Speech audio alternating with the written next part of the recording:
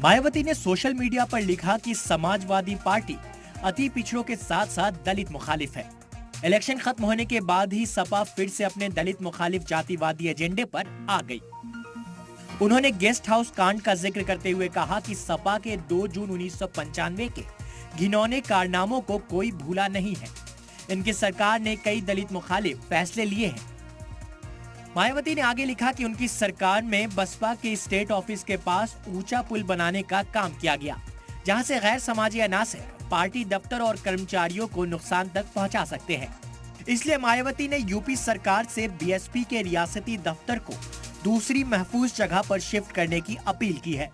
जब मायावती के social post पर अखिलेश से पूछा गया तो उन्होंने तंज भरे लहजे में कहा कि कुछ लोगों के सोशल पोस्ट उन्होंने पढ़ने ही छोड़ दिए हैं और जहां तक बात पुल की है तो वो सरकार से कहकर तुड़वा दे।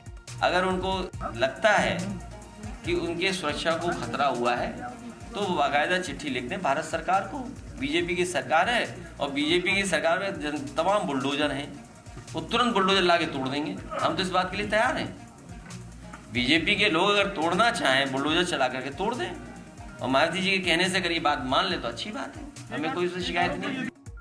इससे पहले रविवार को भी दोनों लीडरान में तल्खी दिखी थी। मायावती ने अखिलेश को गिरेबान में झांकने की नसीहत दी थी तो अखिलेश ने इशारों में बीएसपी के भरोसे पर सवाल उठाए थे। ब्यूरो रिपोर्ट, इस्लाम टीवी।